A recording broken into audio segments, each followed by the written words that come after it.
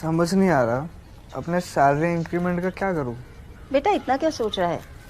अपने mutual funds के SIP का टॉप अप करा ले। This is the right time. क्या समझ में नहीं आया? बेटा इतना क्या सोच रहा है? अपने म्यूचुअल फंड्स का एसआईपी टॉप अप करा ले। This is the right time. अब समझा।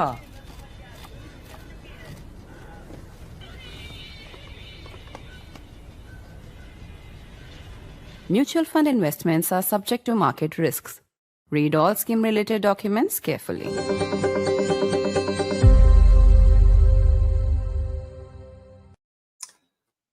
Donald Trump's 50% tariffs on India are officially here, even as India pushes back and the Prime Minister talks about not compromising on the interests of farmers and small entrepreneurs. In the meantime, the American president continues to make claims about his role in mediating between India and Pakistan during Operation Sindoor, a claim that India has fiercely rejected. This time, in his comments, Donald Trump also revealed what he says he said to Pakistan's Asim Munir during the military conflict. There's a lot to talk about, including how geopolitics has been upended and what impact this might have on India's economy. There's also the big question over whether India's relationships with the United States of America can be salvaged. Trump, in his remarks, once again called Prime Minister Modi a terrific man. I'm Barkha Dutt. You're with the Mojo Story. On the program today, in a moment from now, we'll be talking to a senior partner based out of America at the Asia Group, Nisha Biswal, who has also served previously as Assistant Secretary of State in the US administration. This on a day when Trump's 50% tariffs have officially hit India. But guess what is exempt? Petroleum products. The reason it's important to mention that is because the secondary tariffs of 25% are said to be a quote-unquote penalty for the purchase of Russian oil by India. India's ambassador to Russia in the last few days has made it clear that India will continue to buy Russian oil, in fact, going so far as to say that India will purchase oil wherever it gets the best deal. It's also important to mention that Europe buys refined oil from India, and perhaps that's one of the reasons that petroleum products are exempt. The United States of America also purchases refined oil from India, not to the same degree as Europe. The big question is what happens next. Geopolitics is upended. The Prime Minister is scheduled to be in China at the end of this week, where he will be attending the SCO summit. That's going to be a meeting of Putin, of Xi Jinping and Modi, leading many to ask whether there's a new India, Russia, China axis emerging to counter Trump. A lot to talk about, even as H1b visas also come under attack from the Trump administration. I want to introduce our newsmaker on the program today. Nisha Biswal is with us. She is the first Indian American to have held the position of Assistant Secretary of State in the American administration. She's now a partner in the Asia Group. Ms. Biswal, it's a pleasure to have you with us. How concerned are you? You know, when the 25% tariffs were announced, before the penalty and the secondary tariffs were announced, I think you'd hoped that the Trump administration was using a negotiating tactic. We've gone well beyond that stage. How worried are you about the state of play between India and the US? Well, Barkha, first of all, lovely to be here with you, and look forward to seeing you in person next time. Absolutely. I'm really disheartened that the moment today that brings us together is this moment of trade tensions between the United States and India. I had hoped that the discussions, the negotiations that have been happening at the working level were going to yield really a historic and unprecedented trade agreement between the United States and India. All indications were that that was the direction things were going in.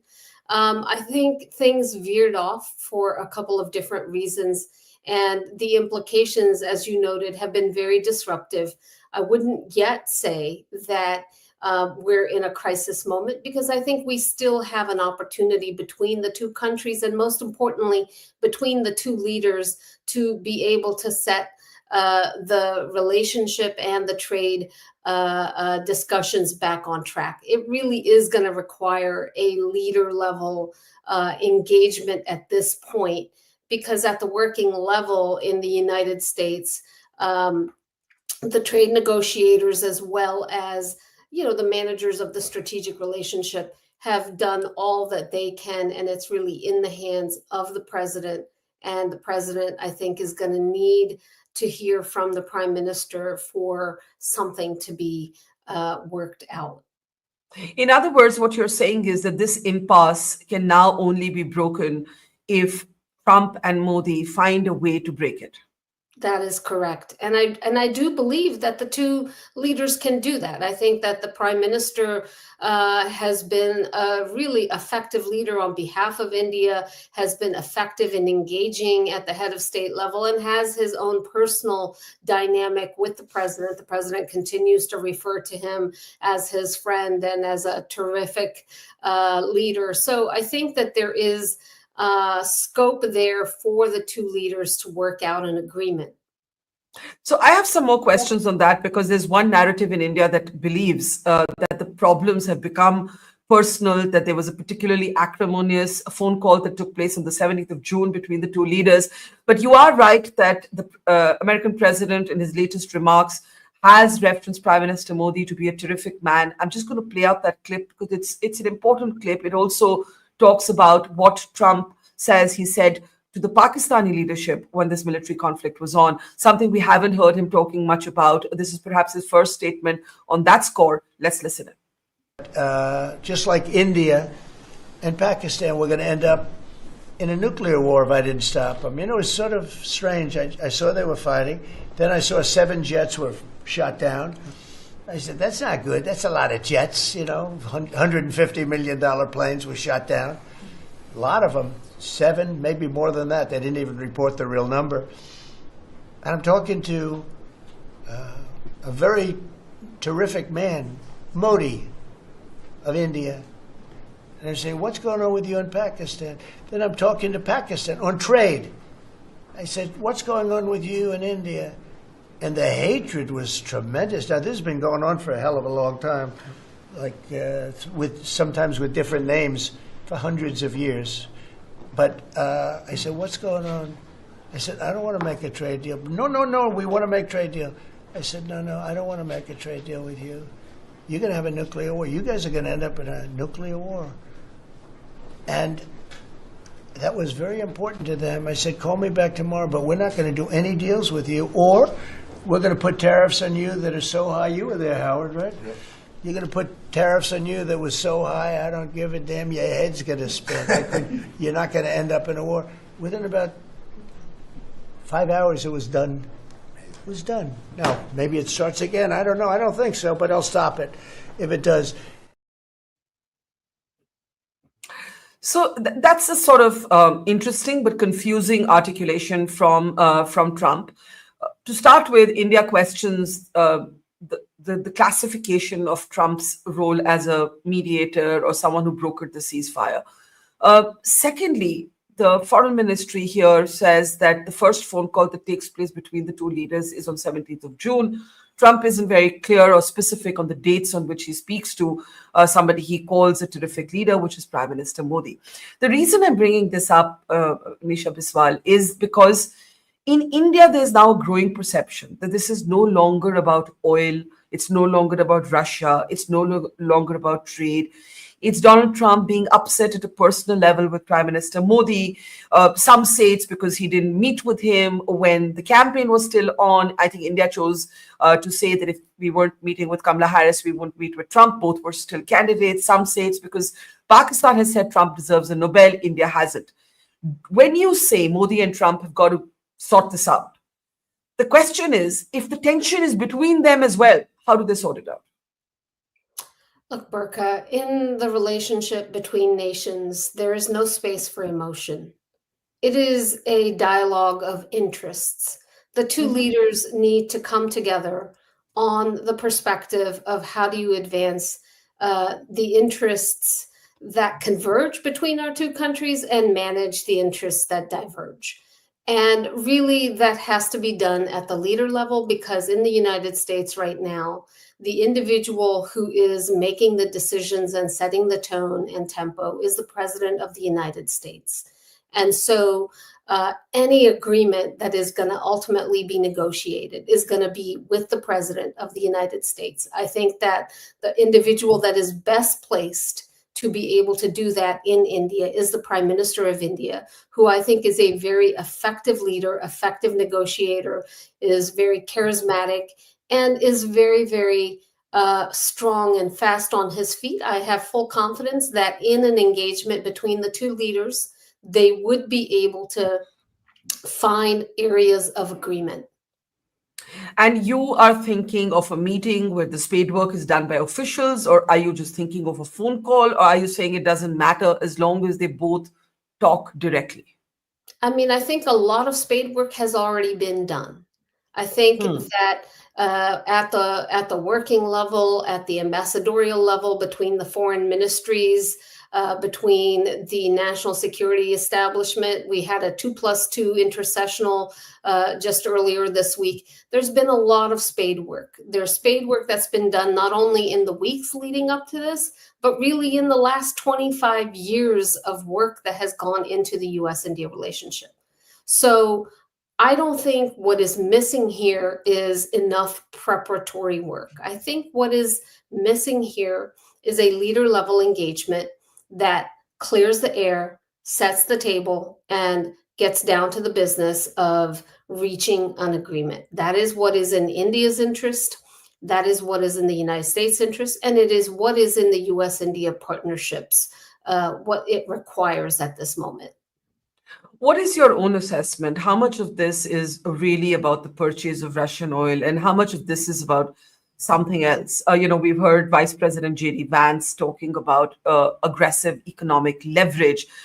The administration seems to genuinely believe that with these 50% tariffs, it's creating some sort of pressure on Putin's Russia.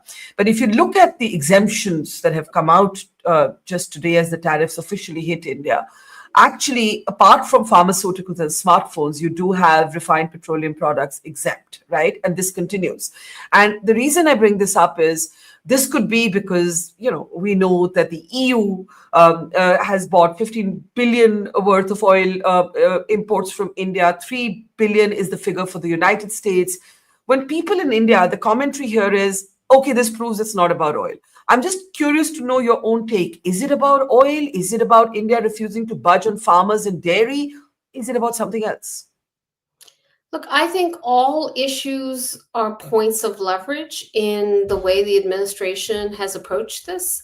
And what I would be worried about is in the absence of an agreement and a leader level engagement, they will continue to look for additional points of leverage. So you see all kinds of inconsistencies in terms of, if you are dealing with Russian energy, why India and not China? Why India and not the EU? If you're dealing with student visas or H1b, why is China now, Chinese students are being admitted according to the president, and yet the Commerce Secretary is talking about H1b restrictions. I think that until an agreement is reached, you will see that the administration continues to identify additional what it considers pain points in the US-India relationship and use them for leverage. So my hope and my fervent advice is that there is too much at stake between the US and India, that we need to have leader level engagement that clears the air, that sets the table, that reaches an agreement, and that can then get back to the business of identifying what are the areas of convergence that the two governments want to work on to try to advance during the tenure of both leaders. So we've had two public statements from Prime Minister Modi, not too much from him publicly. One spoke about how even if he had to pay a personal cost, he was ready, but he would not compromise on the interests of farmers, the dairy sector, and fisher folk. And the other, more recently, over the weekend gone by, he spoke about how India had to develop a resilience. We've seen an interesting interestingly timed attempt to reform the GST sector, the goods and services tax. And I think there's some realization here that you've got to speed up on economic reforms, because the stronger your economy, the more leverage you have as a nation on the global stage. I'm just wondering what you made of both of those remarks. For India, it's been a classic red line, these sectors, right? Dairy, fishing, farmers. I don't see any government actually being too different about it, no matter who's on the other side of the table. First of all, I think that the statements from the Prime Minister and various members of government on economic reforms and resilience are absolutely appropriate and called for. And as the famous saying goes, never waste a good crisis to be able to get done what you need to get done. I hope India does not waste the crisis moment and does accelerate on reforms and build resilience in the economy and efficiency in the economy and in the private sector. At the same time, all of those things take time. And what is fundamentally in India's interest is to get the target off of its back, to give itself the time and the space, and to give its economy and its industry the time and the space for resiliency to be built up, for reforms to take place, and to, in order to get that target off of its back, it requires an interim agreement, an agreement of some sort with the administration. You see nation upon nation reaching that same conclusion and reaching some kind of an accommodation with the United States to get the tariff target off their backs. And I think India should do the same. Well, a lot of people in India might say that you've got to keep your self-respect as a nation, and you're an Indian American, so you have some sense of how we are wired as a people. Pride matters. We are still not fully a post-colonial nation. The memories of having had to fight for our independence are still fresh. There are still people alive who saw the freedom movement, who saw the independence movement. So that sense that this is for many Indians about sovereignty isn't something that's going away. And I'm wondering how, because there is a psychological dimension to the public sentiment in India. And I'm wondering how you read that. I mean, I certainly understand that sentiment, and I am not saying that it's not justified. Certainly, the pride of the nation has felt slighted, and the reaction is emotional. But again, I will say there is no room for emotion in the relations between nations. It has to be cold, hard realism, pragmatism, and an action on the basis of interests. And specifically, what might, other than the two leaders now sorting this out, what specifically do you think could move this ahead? I mean, I think the makings of a deal are there. I think that, what we have seen from many other leader level engagements is the ability to package and announce significant investments in the United States that help to address trade imbalances. It's really about being able to, I think for the president of the United States, it's very important for him to feel like he has personally had a hand in crafting the deal that is announced. I think every deal that has come to fruition has had a, leader level touch. It may be changed somewhat during that leader level engagement, but it has enabled the president to feel like it has been him at the end of the day that has accomplished what needed to be accomplished. I think in India that has been missing with the US-India negotiations. It has largely been at the working level. And if we are to have an agreement, it will require the two leaders to engage and come to some understanding. It could be many different things. I don't know that it requires concessions in ag and dairy. I think that there are commitments on, U.S. energy that India could make. There are commitments on investment in the United States. There is a massive amount of Indian investment into the United States that Indian businesses are doing. Has India aggregated that? Has India, taken kind of the next 5 years of U.S. India and tabulated what that might come to, and start talking about the consequential nature of this trade relationship? Why do you think H1b visas are suddenly under attack? I know you make the larger point that till this is sorted out, there are going to be, sort of choke points used by the Trump administration, and therefore the first order of business has to be the leaders to talk, sort it out, get onto the same page. But you've had the Commerce Secretary, you've had others in the administration, you've had those close to the MAGA base make comments about Indians taking away American jobs. And it's thin on facts, the things that are being said, but there is a kind of rhetoric and a narrative building up. Why is this happening, you think?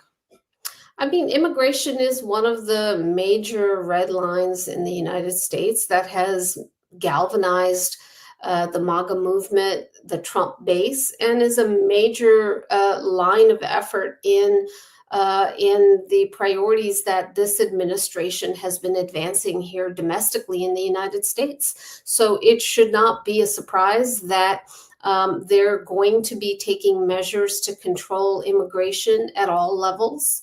And so this is an area that I think is in the target and under discussion. There are many, many reasons why the H1b program has deeply benefited the United States, American companies, the American economy, but all of that is immaterial if again, the point at which all of these discussions are happening right now in the United States are about bringing India to the negotiating table and exercising additional leverage. So I fear that more and more issues will come up.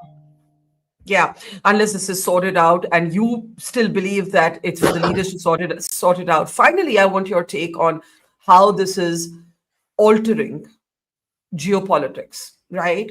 So many things are unpredictable. You have, the Prime Minister attending the SCO summit in Beijing at the end of this week, in China at the end of this week. Who's to say he wouldn't have done it anyway? But the fact is that timing is significant.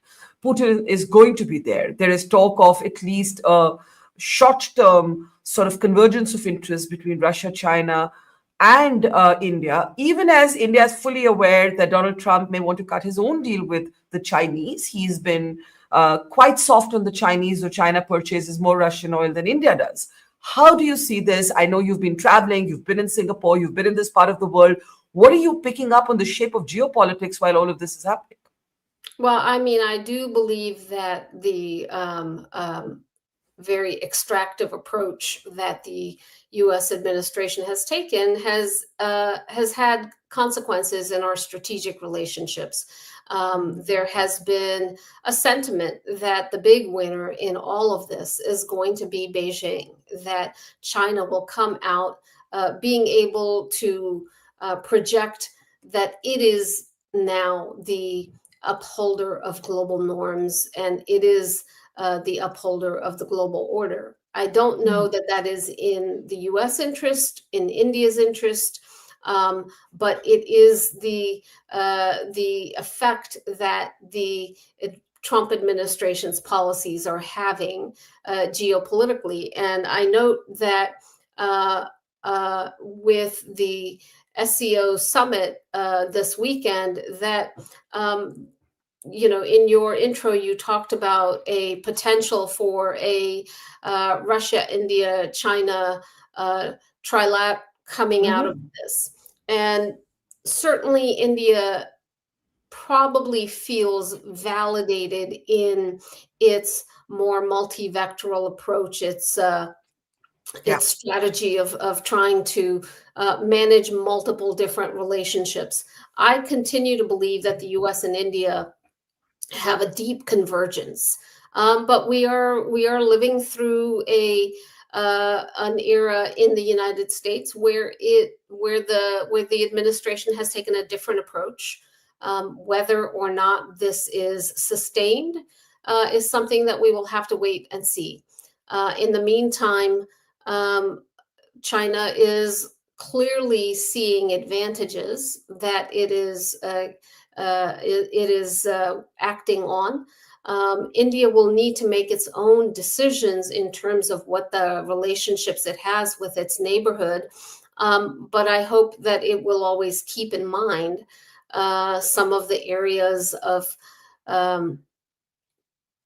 deep divergence that it has with China and will act accordingly.